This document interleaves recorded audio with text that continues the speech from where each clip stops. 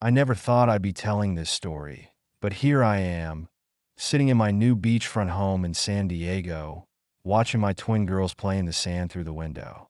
The California sun feels different here compared to Palo Alto, less oppressive somehow, just like my life now.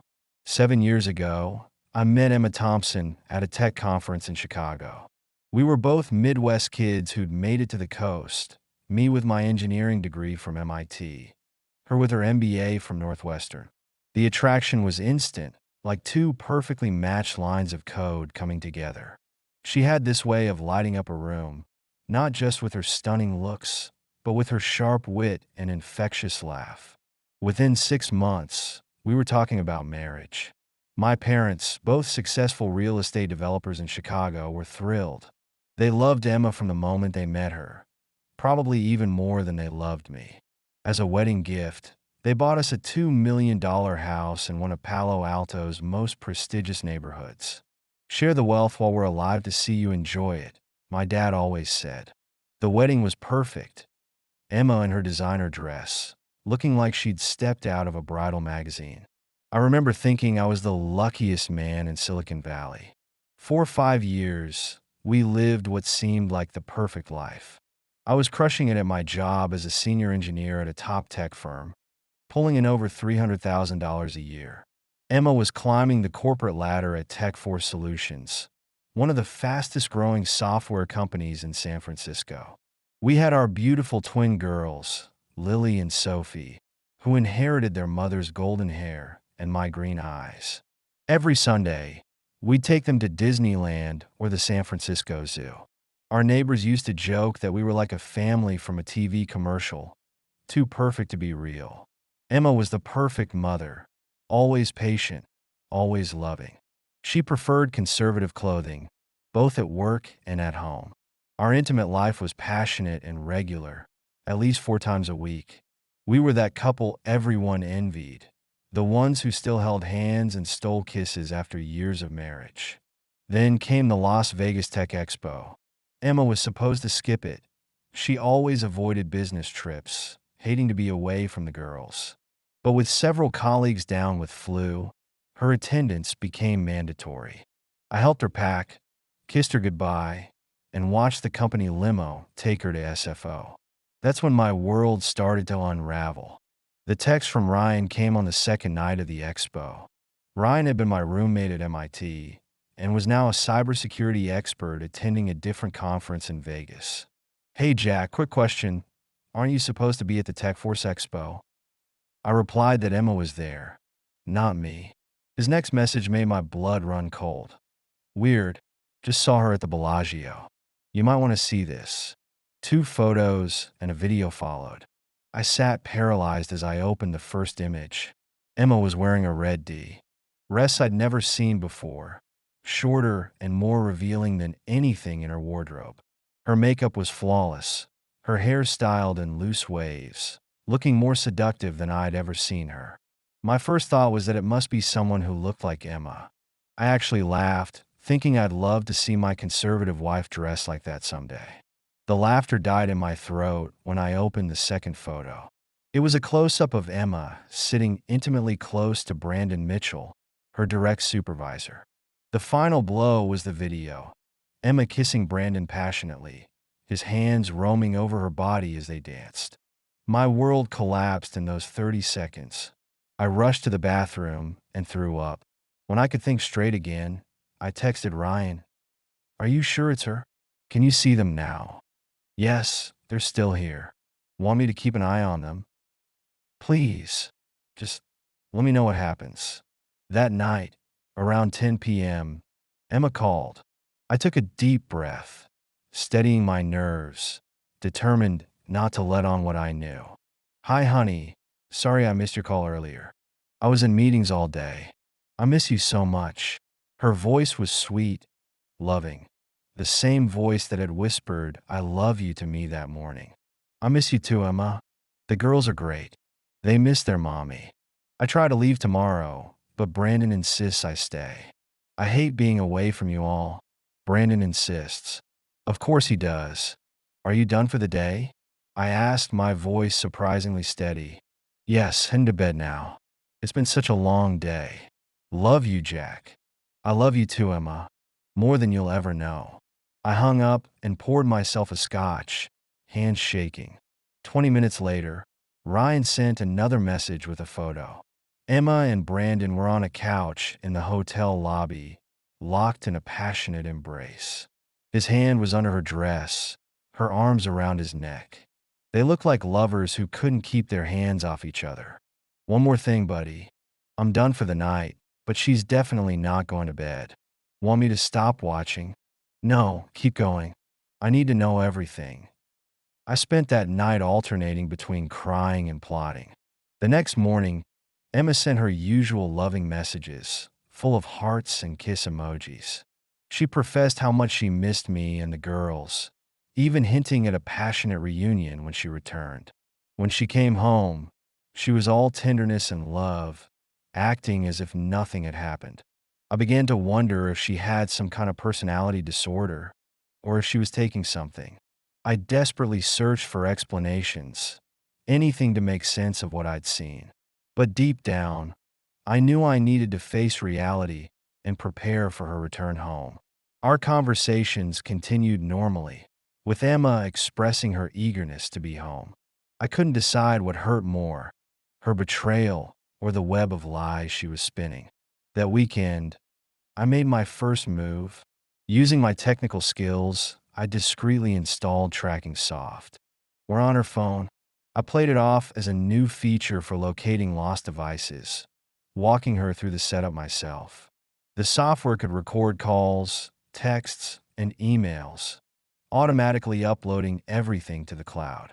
I had never imagined I'd spy on my wife, but my trust was shattered. My priority now was protecting our daughters and gathering evidence. Thankfully, caring for 6-year-old twins kept me busy, offering some distraction from the relentless thoughts about our crumbling marriage. Whether it was making their breakfast, helping with homework, or playing tea party with their dolls, these moments became my sanctuary. But each night, after putting the girls to bed, I would log into the cloud and review the day's recordings. What I found shook me to my core.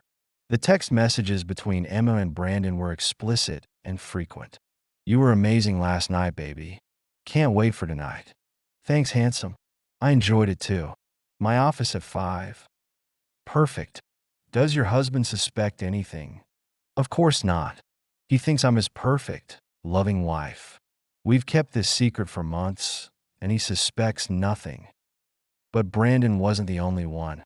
There were messages to Marcus Williams, the CEO of TechForce. The conversations revealed that Brandon had shared Emma with his boss, turning their affair into something even more sordid. The rage that built inside me was unlike anything I'd ever experienced. I wanted to confront her immediately, to throw her out of our house, to destroy their lives as they had destroyed mine. But the engineer in me knew better. This needed precision, planning, and patience. I began meticulously documenting everything, building my case piece by piece. I hired the best private investigator in the Bay Area, sparing no expense. I needed to know exactly what I was dealing with. I needed to understand the full scope of their betrayal before I made my move. The hardest part was maintaining normalcy at home. Every morning, I'd kiss Emma goodbye as she left for work, knowing exactly where she was going and who she was meeting. Every night, I'd hold her in bed, fighting the urge to confront her about the text she'd sent that day. I played the role of the devoted husband perfectly, all while planning my revenge. Looking back now, I'm amazed I kept my composure for so long. But I knew I had to do this right. Not just for me, but for my little girls who deserve better than what their mother had become. The private investigator's report landed on my desk 3 weeks later. It was worse than I'd imagined. Emma wasn't just having an affair. She was living a complete double life. The evidence was overwhelming. Photos, videos, hotel receipts, text messages, email exchanges. They had been meeting 4 times a week for months, sometimes with Brandon, sometimes with Marcus, sometimes with both. Company credit cards had paid for hotel rooms, expensive lingerie, and fancy dinners. Every business TRIP in the past 6 months had been a lie. Every late meeting, every client dinner, every emergency at work, all lies. I sat in my office, staring at the photos of my family on my desk. Emma and I on our wedding day, both beaming with joy. The twins' first birthday, Emma holding them while I lit the candles. Last Christmas at Disneyland, all of us wearing Mickey ears. How had we gone from that to this? That night, I began drafting emails to everyone who needed to know the truth. Brandon's wife, Marcus's wife, the Tech Force board of directors, our families, our friends. I attached selected evidence to each email, making sure everyone would see exactly what kind of people they were dealing with. Then I called the best divorce lawyer in Silicon Valley. It was time to make my move. The divorce lawyer's office was in a sleek high-rise in downtown San Francisco. Sarah Chun had a reputation for being the most ruthless divorce attorney in the Bay Area. Her office walls were adorned with magazine covers featuring her biggest cases. Mr. Anderson, I've handled hundreds of infidelity cases, but this. She paused, looking through the evidence again. This is exceptionally well documented. When did you start collecting all this? I explained everything. Ryan's initial message, the tracking software, the private investigator. She nodded approvingly at my methodical approach. The fact that company funds were used for their rendezvous gives us additional leverage, she said, making notes. And with the CEO involved, TechForce will want to settle quickly to avoid publicity. We spent the next 2 hours outlining our strategy. Sarah was confident we could get full custody of the girls. No judge will look favorably on a mother who puts her sexual escapades before her children's well-being. Back home, life continued its surreal pattern. Emma had no idea what was coming. She kept playing her role of devoted wife and mother, while I played mine of unsuspecting husband. One evening, after putting the girls to bed, she suggested watching a movie. I've heard Unfaithful is good, I said, fully aware of the film's theme of marital infidelity. Throughout the movie, I carefully watched her reactions. During scenes of the wife's betrayal, Emma showed no discomfort, no guilt. She even commented on how unrealistic it was for a woman to risk her marriage for an affair. The irony was almost too much to bear. During a commercial break, I decided to test her. You know, there's this new intern at work, I mentioned casually. She's been quite flirtatious lately. Emma's reaction was immediate and fierce. What? Who is she? If I even suspect you're thinking about her, I'm out of here. Her indignation was astounding given her own actions. Michael, why didn't you tell me about her earlier? She demanded. I had to suppress a laugh at her righteous anger. Emma, calm down. She's just an intern. But what about you? You're an attractive woman in a male-dominated industry. Has anyone ever tried anything? Her response was immediate and emphatic. Of course not. They all know I'm married. I would never cheat on you. She delivered the lie with such conviction that for a moment, I almost doubted the evidence. Almost. The next day, the private investigator called with new information. They had followed Emma to a high-end hotel in San Francisco. She wasn't alone. Both Brandon and Marcus were there. The investigator had managed to get audio recording from their restaurant conversation. Listening to it made me physically ill. They were planning a weekend trip to Napa Valley, using a tech conference as cover. Marcus was booking a private villa for the three of them. That evening, Emma told me about the upcoming conference. Honey, I have to go to this technology summit in Napa next weekend, she said, not meeting my eyes. Brandon says it's mandatory for all senior sales staff.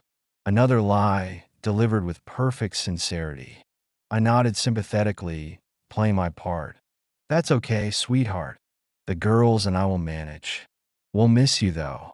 She hugged me tight, whispering how much she loved me. I hugged her back, wondering if she could feel how tense I was. The next morning, I met with Sarah again. The plan was ready. We would file the divorce papers and lawsuits simultaneously. TechForce would be sued for allowing executives to use company resources for their affairs. Brandon and Marcus would face separate lawsuits for alienation of affection. The evidence would be sent to their wives and the board of directors at the same moment. There would be nowhere for them to hide. But first, I wanted a face-to-face confrontation. I had Ryan, who still felt guilty about introducing Emma to me, set up a meeting. He contacted Brandon, saying he had sensitive information about the company that needed to be discussed in person. The meeting was arranged for Friday evening at the Four Seasons in San Francisco. I arrived 15 minutes late, giving our private investigator time to set up recording equipment. The hotel's courtyard was busy but not crowded, perfect for our purposes. Brandon was there, looking nervous. To my surprise, so were Emma and Marcus. They had no idea I was coming. Emma's face went pale when she saw me. Marcus stood up, extending his hand. "Mr. Anderson, I'm Marcus Williams." I ignored his hand. "I know who you are, Marcus. I've seen quite a lot of you lately." The color drained from his face. Brandon shifted uncomfortably in his chair. Emma just sat there, frozen. "What's this about, Jack?" Brandon tried to sound authoritative. I pulled out my phone and showed them the first photo, Emma and Brandon kissing in the hotel lobby. "This is what it's about." And this. I showed them another, Emma entering Marcus's hotel room. And these. More photos, more evidence. Emma started crying. "Jack, please, I can." "Explain." "Really? Can you explain the text messages too? The ones about how you've been fooling your stupid husband for months?" Marcus tried to take control of the situation. "Mr. Anderson, let's discuss this like reasonable people. What do you want?" I smiled coldly. "What do I want? I want my wife back. I want the mother of my children to be faithful. I want the last 6 months of my life back. We can make this go away," Marcus said smoothly. "Name your price." "My price? $5 million. Plus, you both confess everything to your wives." Marcus laughed dismissively. "Be serious. I'll give you $500,000, and you sign an NDA. This stays between us." I stood up slowly. Wrong answer. I took out my phone and sent the pre-prepared emails. "Check your phones. Right about now, your wives should be receiving some interesting information." Their phones started buzzing immediately. Marcus's face contorted with rage. "You idiot. Do you know who I am? I'll destroy you." I leaned in close. "No, Marcus. I've just destroyed you. Check your email. The board of directors has received everything too, including the receipts for all those hotel rooms charged to the company account." Brandon was frantically trying to call his wife. Emma sat there, tears streaming down her face. "Jack, please. I love you. We can fix this." I looked at my wife, this stranger who had shared my bed for years. "No, Emma. We can't. But don't worry about money. Tech Force will be making a generous settlement to avoid a public scandal." I stood up to leave. "Oh, and one more thing. My lawyer will be contacting you all tomorrow. I'm suing for full custody of the girls." Marcus grabbed my arm. "You'll regret this, Anderson. I promise you that." I pulled free. "No, Marcus. You're the one who's going to have regrets. Lots of them." I walked away, leaving chaos in my wake. By the time I got home, social media was exploding. Marcus's wife had posted a public statement about her husband's infidelity. Brandon's wife had called a family meeting to expose him. Emma's parents were calling nonstop. I turned off my phone and poured myself a drink. The hard part was still to come. I had to explain to my little girls why Mommy wouldn't be living with us anymore. But for now, I just sat in our familiar living room, surrounded by family photos that felt like artifacts from another life. Tomorrow, everything would change. Tonight, I would allow myself to mourn what we had lost. The next morning, all hell broke loose. TechForce's stock dropped 15% within hours of opening. Marcus was called to an emergency board meeting. Brandon was placed on immediate administrative leave. Emma didn't go to work at all. She sat at our kitchen table, crying, as I packed a bag for her. "Where am I supposed to go?" she asked between sobs. Your mother's been calling. I'm sure she'll take you in. The girls will stay with me. The court date is set for next month. Until then, you can see them under supervision. Jack, please, can we talk about this? I stopped packing and looked at her. We had 6 months to talk about it, Emma. You chose to lie instead. She fell to her knees, grabbing my legs. I'll do anything. Please don't take my babies away. For a moment, my resolve wavered. Then I remembered the hotel recordings, her laughter as she mocked our marriage. You should have thought about them before you started sleeping with your bosses. The doorbell rang. Her mother had arrived. I helped Emma with her bags while her mother waited in the car. Just before she left, Emma turned to me one last time. I do love you, Jack. I never stopped loving you. I closed the door without responding. Through the window, I watched them drive away. The girls were at school, blissfully unaware that their world was about to change forever. I sat down at my computer and began typing out scripts for the conversations we would need to have. How do you explain to 6-year-olds that their mother chose her desires over their family? How do you help them understand something you barely understand yourself? The house felt emptier than it ever had before. But somewhere beneath the pain and anger, I felt something else. Relief. The lies were over. The truth was out. Now we could all begin to heal. The next few weeks passed in a blur of legal meetings and therapy sessions.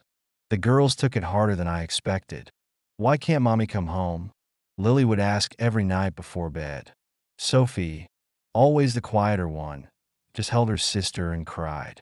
The child psychologist said their reactions were normal, but it broke my heart every time.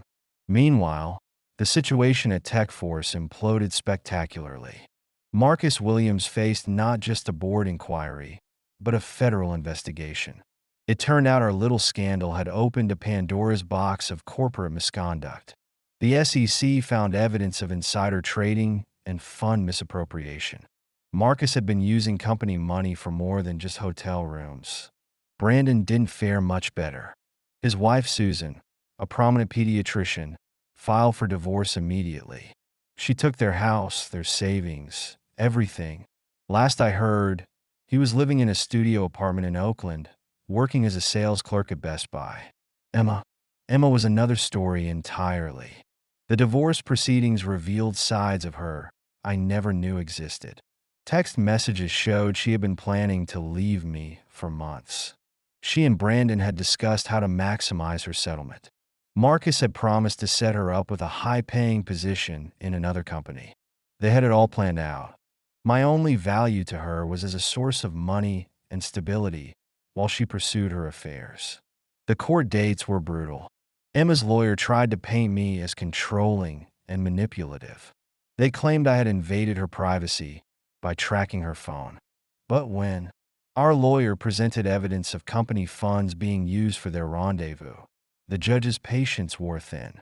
Mrs. Anderson, he said during one session, are you suggesting that your husband's actions in uncovering your infidelity are worse than the infidelity itself? Emma had no answer for that. The custody hearing was even more intense. Emma's lawyer argued that despite her indiscretions, she was still a loving mother. Then our side presented evidence of her leaving the girls with random babysitters while she met her lovers. Texts showing her canceling family events for hotel meetings. The final nail was the Napa Valley trip she had planned. It would have been during Sophie's birthday weekend. The judge's decision was swift and decisive. I received full custody. Emma got supervised visitation rights, twice a month.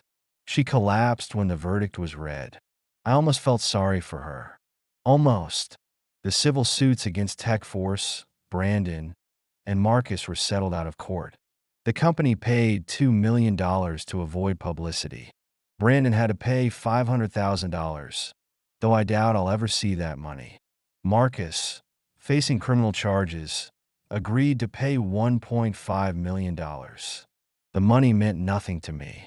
I wanted them to feel a fraction of the pain they had caused my family. 3 months after the divorce was finalized, Emma had her first supervised visit with the girls.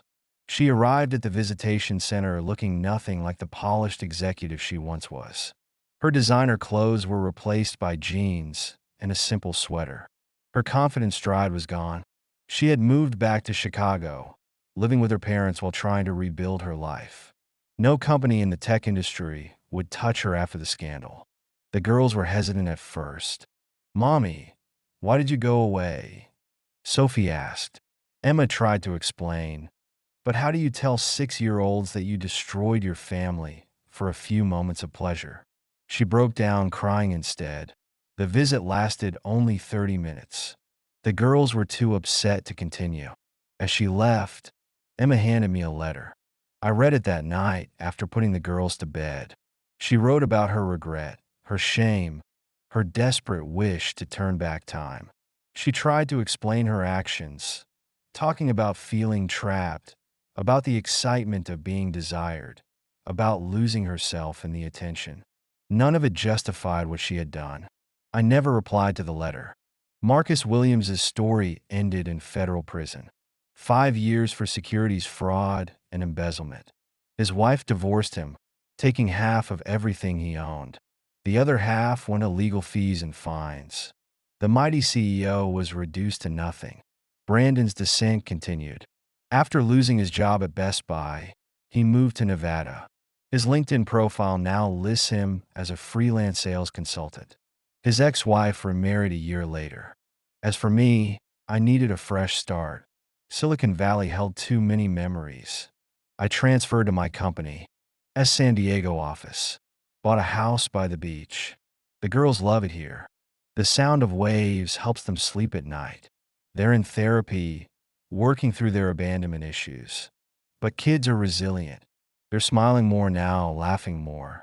Yesterday, I watched them building sandcastles on the beach. Lily turned to me and said, "Daddy, I'm happy we live here now." Sophie nodded in agreement. "Me too," she said. "The ocean makes the bad dreams go away." I hugged them both, feeling their small hearts beating against my chest. We're healing, slowly but surely. Emma still sends letters sometimes. Long, tearful apologies. Promises to be a better mother. Please for another chance. I keep them in a box in my office, unopened. Maybe someday I'll read them. Maybe someday I'll find it in my heart to forgive her. But not today. Today, I'm focused on our new life. On helping my daughters grow into strong, confident women. On rebuilding my own capacity to trust and love. Ryan visits often, still feeling guilty about his role in exposing Emma's betrayal. "You did me a favor," I tell him every time. "Better to know the truth than live a lie." Last week, Sophie asked me if I miss Mommy. I told her the truth. I miss who I thought Mommy was.